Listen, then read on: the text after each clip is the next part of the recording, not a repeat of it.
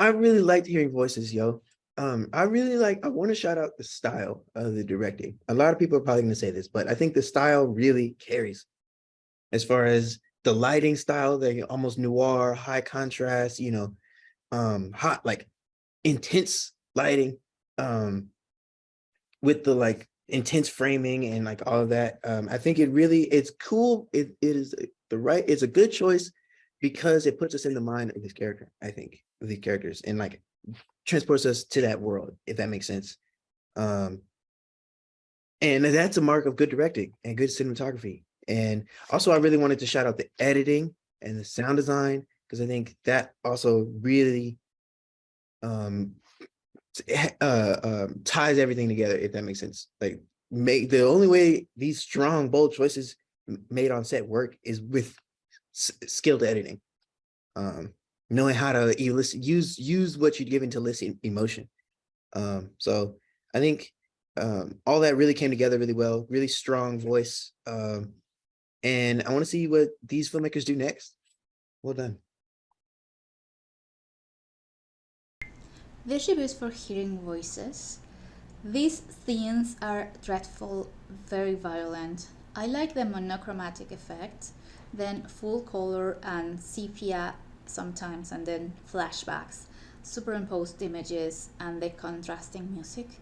The water flowing, you have this water flowing sound and off focus scenes. It's just very cryptic, mysterious, very bizarre, with various characters that are appealing to. We have the therapist, the psychic. You have to keep up with everything that's going on. It is quite engaging. I had a great time.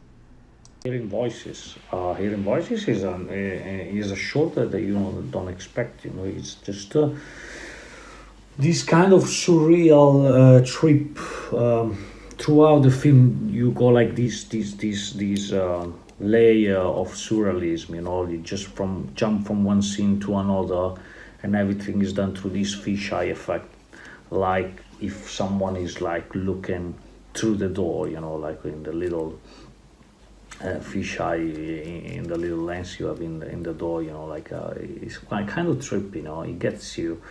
It gives you these tripping vibes, and also the black and white choice. I think it was absolutely spot on, and the characters as well. They have. They perform. They're really believable. They're really good at what they do. They really give a good performances. And once again, the direction choice and cinematography choice is absolutely nailed. So overall, a thrilling short, very well developed, and a really compelling production. Congratulations. Hearing Voices was a very interesting short. It was very unnerving in the fact that it both took advantage of the unreliable narrator while also leaning more towards experimental aesthetics. So it kind of made everything feel more like a trance or a dream. You were never really sure what was actually happening and what was uh, just in our protagonist's head. And it made it a very bizarre experience because you couldn't tell what was actually happening, which also allowed you to essentially be inside her mind. Because just like her, she wasn't sure whether what she was seeing was reality or if it was hallucinations from the trauma that she had been enduring. Um, all in all, it was a very tense watch, but I definitely enjoyed it.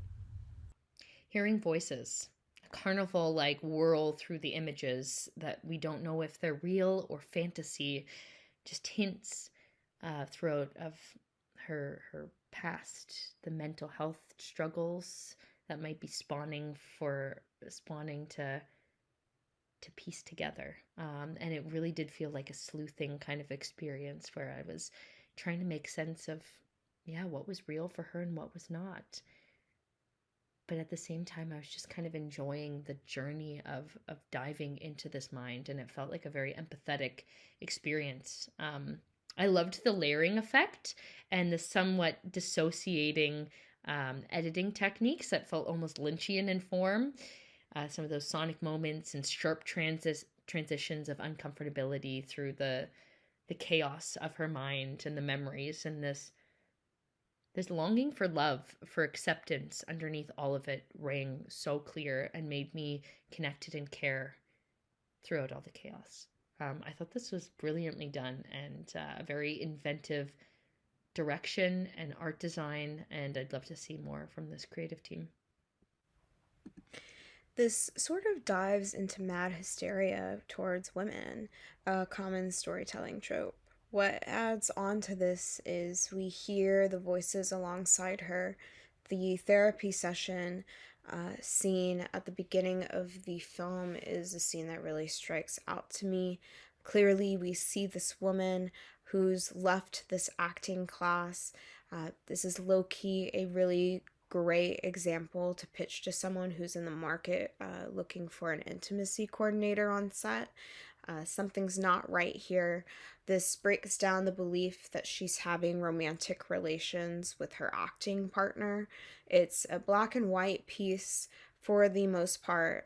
The only color that peers onto the screen are things that are red. Red is a gory color to uphold. You get to see it in times of passion. The red rose, when using colors so subtly, it's always used for an intended purpose. This horror film gives me a sense of nostalgia. It's more of a classic take on a traditional horror experience of cinematic storytelling.